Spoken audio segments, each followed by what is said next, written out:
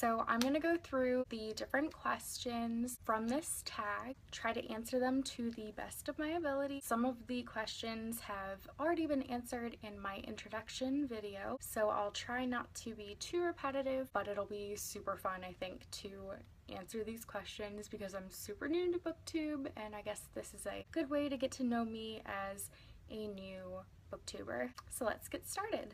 Hey guys, I'm Sarah Cater and you're watching Aliens, Clones, and Airships. Question number 1. Why did I start this channel?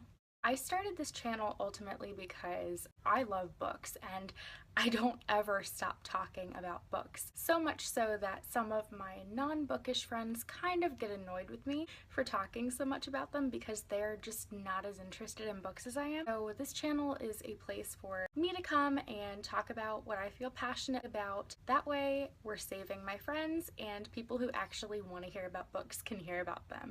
Number 2. What fun and unique things can I bring to BookTube? I am super honest about books that I like or dislike. I will be straightforward with you whether I like a book or not. There were moments in some of my other videos where I mentioned something that I didn't like about each of the books that I read. That's gonna happen a lot. There are always gonna be things that I don't like in a book. Even if I've loved the book, I will mention that. I give good reviews, but I'm not the kind of person who's just like, oh, that was good, gold stars everywhere. No, I'm very open, I'm very honest.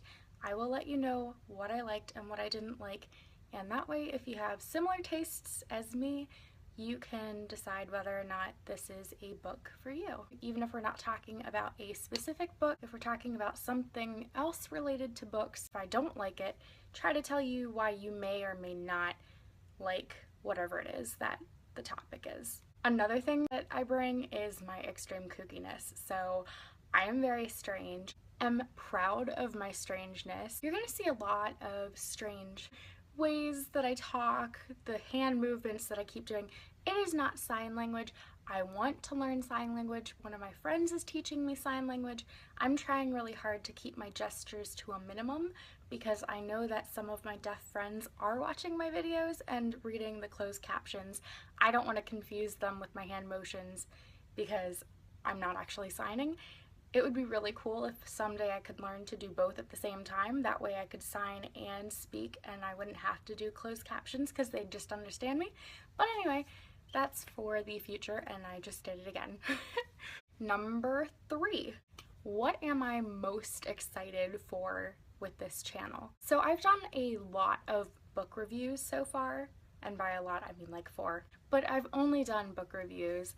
And I really want to expand and do more than just that because this entire channel is going to be about all things books, whether it's my books, books that I've read, different topics relating to books like cover artists and editors and book formatters and stuff like that. I'm really looking forward to diving deeper into everything and anything books. I'm very excited because soon I'm going to have a video out about my favorite cover artists. It's going to be a question and answer kind of interview where I ask the question and I give you all of the different answers that these artists responded. So I think it'll be really fun to see into the minds of each of the artists and what inspires them. I'm also looking forward to doing some videos where I have guests come on to my channel, and it's kind of gonna be like a little test where I read either the description of a book or show them the cover and title, and they have to figure out the opposite. If I read a description, they have to come up with what the title is. If I read the title, they have to come up with what the possible storyline is. I think that'll be super fun. Looking forward to doing those in the future. Number 4, why do I love reading? I feel like this question is asking why I like to breathe.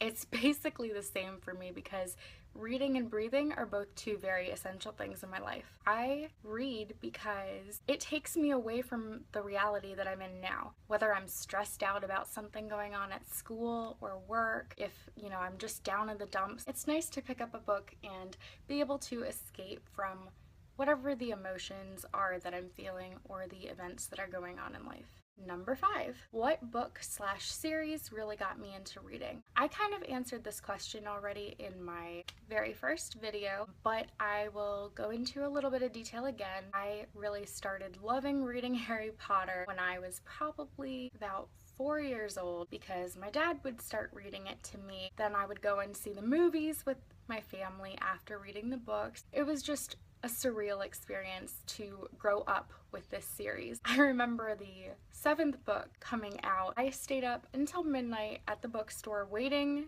in line for this book, and then when I went home, my family went to bed and I stayed up for 3 hours reading the book, and I finished it in 3 hours, which was so cool. The very first time I had ever done that, and definitely not the last. But it was such a big book. I felt so accomplished having read it in 3 hours without missing a single word or glossing over anything. I was so proud that I was so hooked into a book. I really loved the Harry Potter series, which got me hooked onto other series like The Last Apprentice or The Spook's Apprentice, a series of unfortunate events. I think what was really great about reading Harry Potter at such a young age was my ability to love reading a whole series. I think that if I hadn't started with Harry Potter, maybe I would have loved reading standalones, but it would have been harder for me to get into a series at a young age. But since that was the very first thing that really got me hooked, I think it made it so much easier for me to really stick through and read a whole series and find the time to do so. I remember about a year and a half ago, I started reading a series of unfortunate events again because I remembered loving it as a kid and wanting to reread it. I read the whole series in 3 days. If you don't know, that series is 13 books long. Yeah, they're like that thick, but still, like, that's a lot of reading to do, and I was just so proud of myself that I dedicated all that time to reading the series just in a constant flow. I don't think I took much time in between reading each book except to maybe eat and go to the bathroom and sleep a little bit, but I really wanted to read the series straight and see what I thought of it when I read it all the way through. Number 6, what questions would I ask my favorite booktubers? I think one of the main questions I have is, how did you get started? I feel like nobody is watching sometimes, and I feel like people are having a hard time trying to get into watching my videos. I'm curious how you were able to find your viewership and connect with other people and really create this community, because right now I feel like I've interacted with a couple people, which is fantastic, and I love the people I've interacted with, but I really want to interact more because I think that I have a lot to say about books, and there has to be someone out there who agrees or likes the same books as I do, or the same types of books at least. So I really want to figure out what I can do better and how I can expand my viewership and really just connect with people. So that's like a really long, not question kind of question, but I would love to know how you got started, what things you do now to keep it going when you feel like you're kind of at a point where you're stuck and you're not getting more viewers or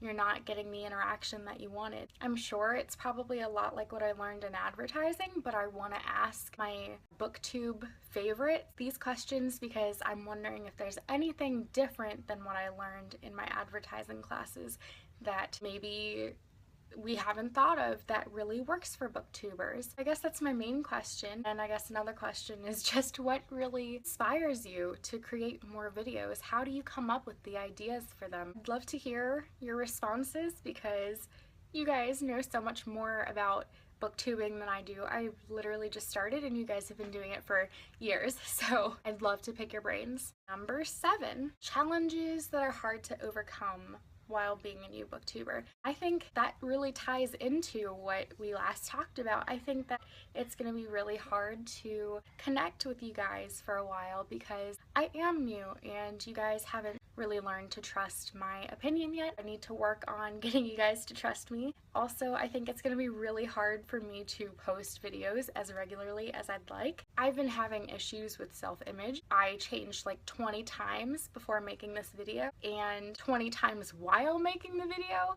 and I realized, okay, fine, just wear a t-shirt. You like t-shirts, you don't mind how you look in t-shirts. I'm gonna try to stick to those and outfits that make me feel more confident, because why try to wear an outfit to impress other people and then not be able to make a video because you don't feel confident enough yourself to make the video because you don't think you look right? I struggle so hard with self-image issues, so I don't want to make something that I love doing harder to do. I'm just gonna be me. So making videos regularly might be hard for me. One, because of the amount of time it takes for me to get ready to do a video, and then all the editing time and coming up with the ideas for the video, coming up with what I want to say. It just takes a ton of time, especially if it's gonna be a video that is a review. That takes me a little bit longer because it takes like 3 to 5 hours for me to read a book. Then I have to look through all of the little tabs that I put in the books to see what I want to talk about in the video, how to talk about things without giving spoilers, and give more of my opinion rather than just giving summaries of what happened in the book. I feel like I'm definitely learning more as I go, which I feel like a lot of favorite booktubers probably did as well.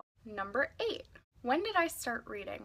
Okay, so this question really ties in with question 5. I started reading when my dad started getting a little bit busier, not able to read to me every night, so I would pick up the books and try to read them myself. That was when I really started to read on my own. I got The Last Apprentice, Spook's Apprentice books, and then I got A Series of Unfortunate Events, and I'm trying to remember what else was on my bookshelf in my old house. I haven't always lived at this house. I used to live probably like 5 minutes from here, but it was definitely smaller. My room was really cute. It had a little like castle that my mom painted on the wall. I probably started reading when I was like 4 years old, right when the first Harry Potter movie came out. I think that was 2001. In fact, I think I save all of my movie tickets, and I'm pretty sure I still have the very first Harry Potter ticket somewhere in my collection. If I find it, I'm going to take a picture and add it to this video because I'm kind of a hoarder when it comes to like sentimental things. So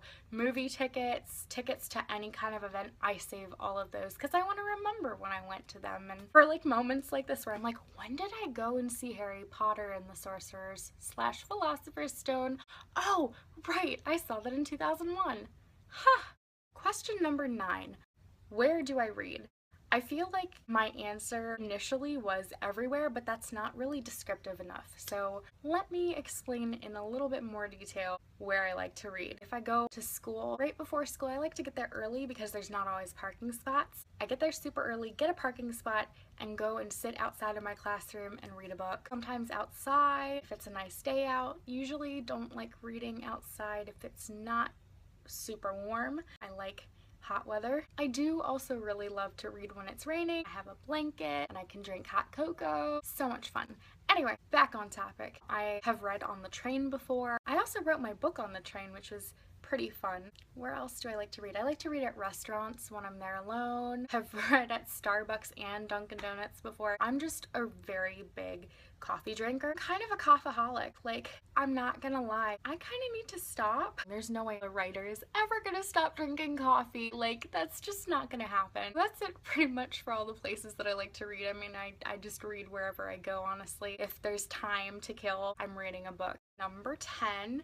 What do I like to read? I talked about this before in my very first video. I love reading science fiction, dystopian, horror, fantasy. I mean, if you're looking at my bookshelf, you can basically tell what I like to read. Thank you guys for watching this video. I think it's been fun. I would love to hear from you guys, so please like, comment, and subscribe, and I will see you next time. Thanks, guys!